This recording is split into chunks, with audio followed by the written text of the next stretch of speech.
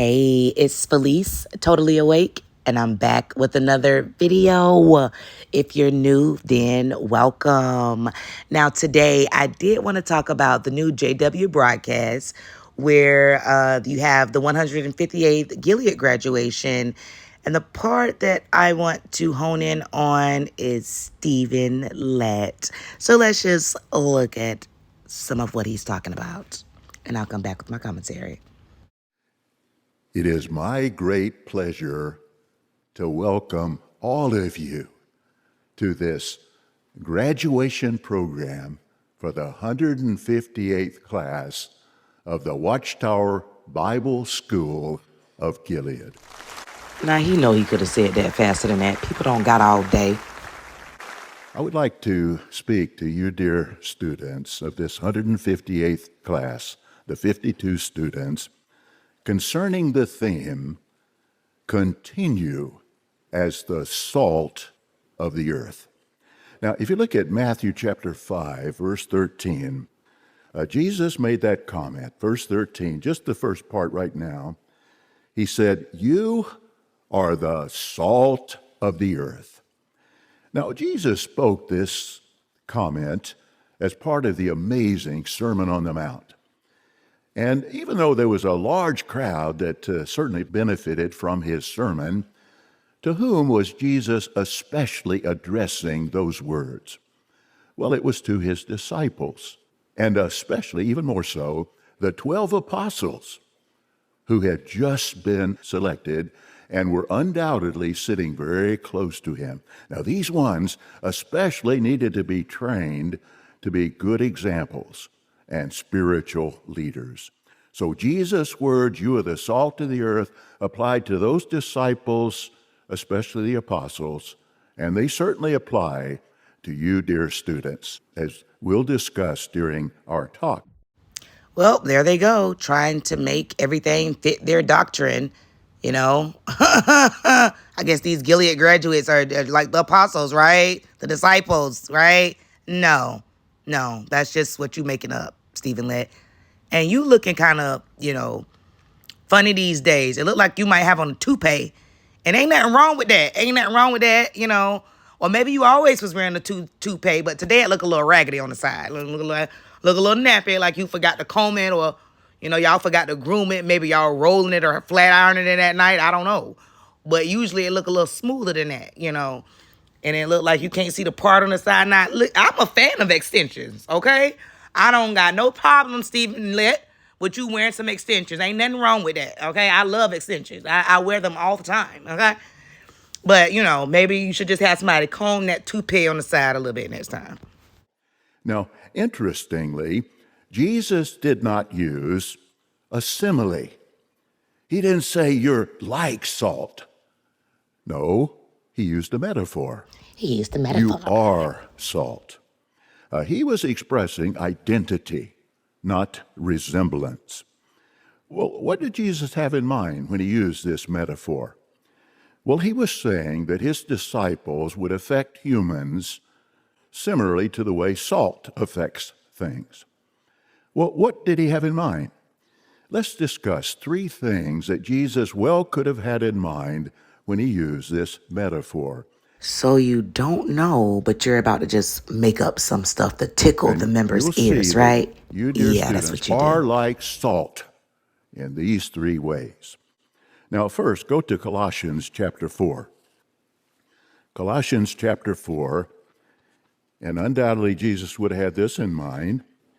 In chapter 4, verse 6, "Let your words always be gracious, seasoned with salt, so that you will know how you should answer each person." Now, what quality of salt is talked about here? It's a seasoner, isn't it? A flavor enhancer. It certainly can make food more appealing, more tasty, can it? And that will certainly be the case with you, dear students, by means of your speech, your conduct, especially after all you've learned at Gilead School. You're going to use your words in a gracious way Always stay gracious. Best revenge is your people. that will be palatable, tasty, both in the congregation where you'll be assigned, the Bethel family where you'll be assigned. You will not flavor your words with pepper. See, the scripture didn't say seasoned with pepper, did it? Look at that face. Well, first of all, what are you going to be having them talk about? I mean, what are you going to be having them say, this seasoning that you speak of? Because y'all already talk crazy enough. Y'all, the regular rank and file and the regular elders be saying, crazy enough stuff, talking about, oh, that was such a beautiful meeting. Oh, we're about to have some delicious spiritual food at this convention coming up. I can't wait. It's gonna be delicious, isn't it? Oh yeah. I mean, it's nonsense. It's ugly. It's fake. It's just so ill. It's so culty. So what are you gonna have the Gilead graduates saying since it's supposed to be so flavorful? Ew. It's actually gross. Didn't say black pepper, cayenne pepper, jalapeno, habanero, but salt. See, Well, not that's the hot, good stuff. Give but me that tasty. jalapeno, That's that how you'll habanero, express hot things. sauce. You'll do that with your talks that you give, your comments in the meetings, your conversations. You will flavor that Bethel family, that congregation where you're Oh no, assigned. don't let them start sounding Now, and what about talking a like you second quality of and salt? making the faces you make. Well, we're not going to read this, but Ezekiel 16:4 refers to the common practice in Bible times of rubbing the body of a newborn baby with salt. You know that that newborn baby rub his body with salt. Now, why? Why pick Well, this one as a reason, point? because salt has germ killing, antiseptic qualities. Even today, people with a sore throat will often gargle with salt water to kill germs, reduce inflammation.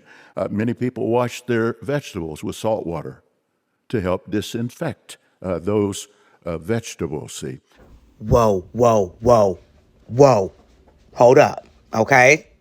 We ain't just gonna skip past you talking about rubbing babies down with salt like that. Because you the same one that was talking about little babies are enemies of God. how possible? Now, if we think about it, we're not born as friends of God because we're born as sinful offspring of Adam. Actually, we think about it, we're born as enemies of God. Sometimes you'll hear people say of a little baby, look at that little angel.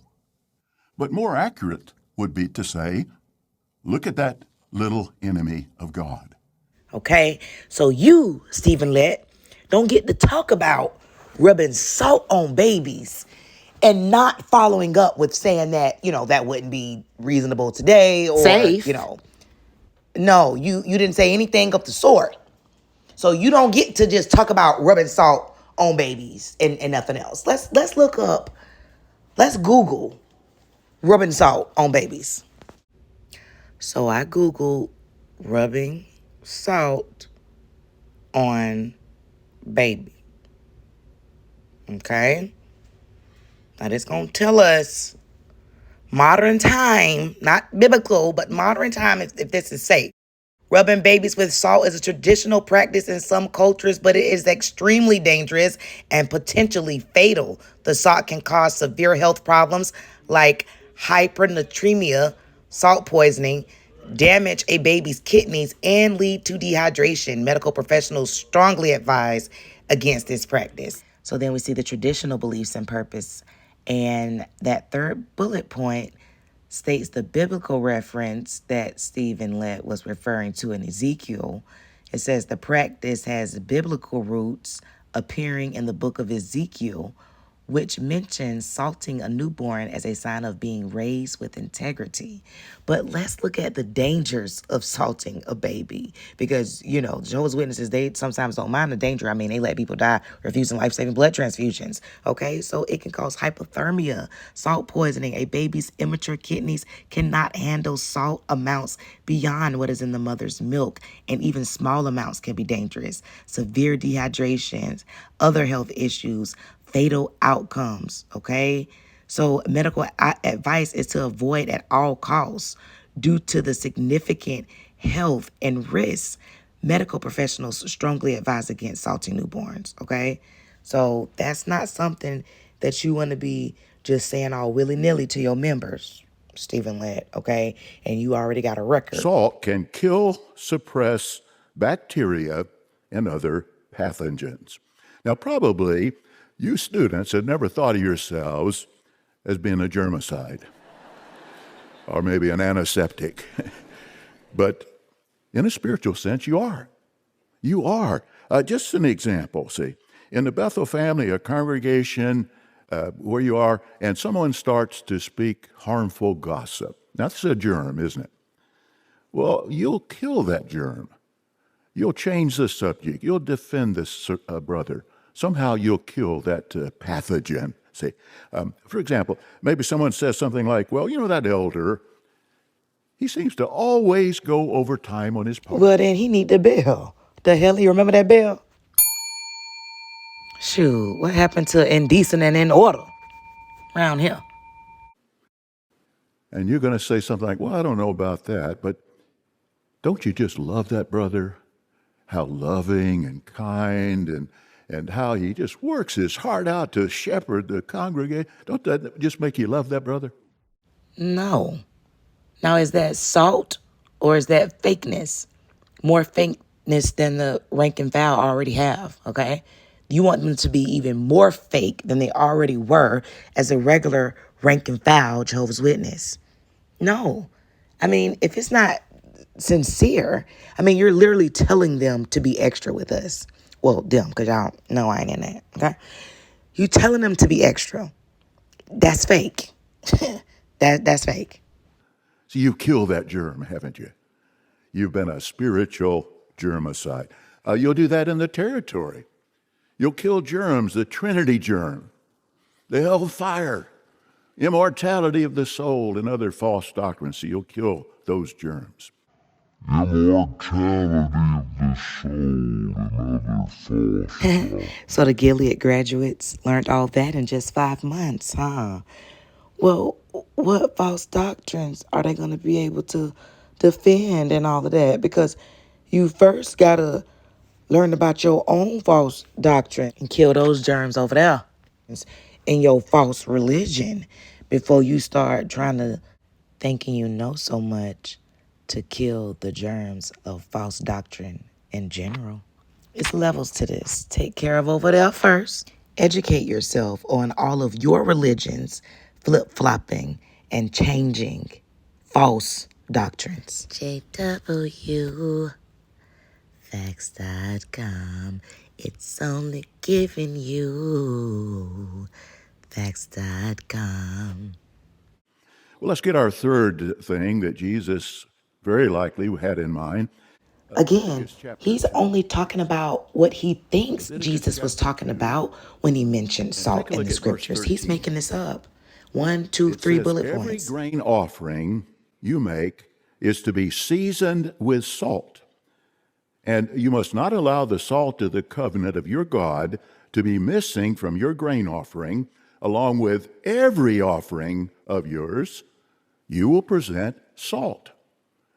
The Mosaic law required that all the sacrifices offered on the altar to Jehovah be seasoned with salt. Now, to make that possible, Jewish history says there was a large heap of salt kept at the base of the ramp that went up to the altar.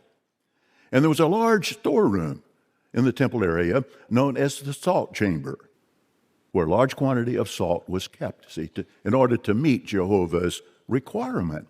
But the question comes up, why did Jehovah make this requirement? Well, the Watchtower made this comment that it was not to boost the flavor or taste of the sacrifices, but likely it was because salt represented freedom from corruption or decay. And it's true, isn't it?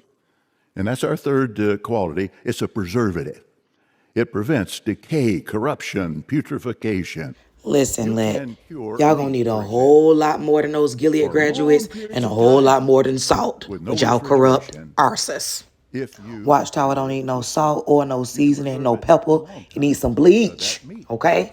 And that might kill the tower, but that's the point. Fall, you false prophet, you. and your assignment.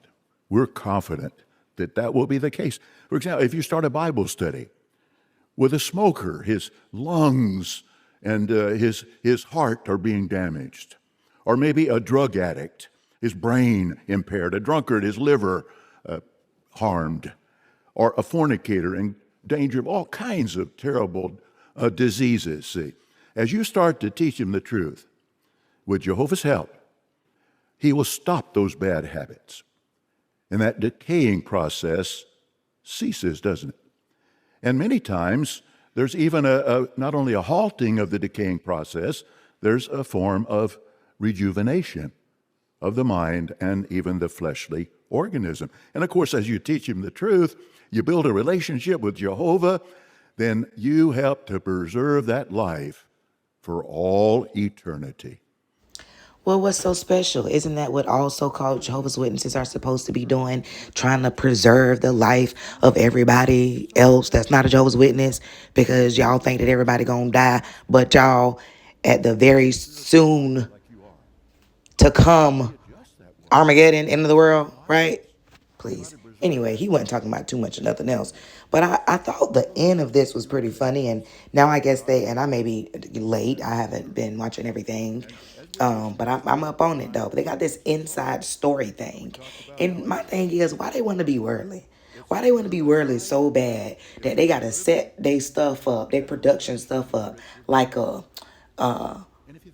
talk show, a worldly talk show. Like, check this out. What happened to being no part of the world? Why do y'all so badly want to be like the world? I'm seeing this a lot in y'all production. Look at the setup. It's just, look at the. Now, you can't tell me that look like, the introduction to a worldly talk show. Like, all of it, all of that whole little spiel, all of that. Why do you need all of this? Welcome. Why do you need all of this? Okay? No. So you all leave me your comments down below. Tell me what you think about this whole segment with Stephen Lett.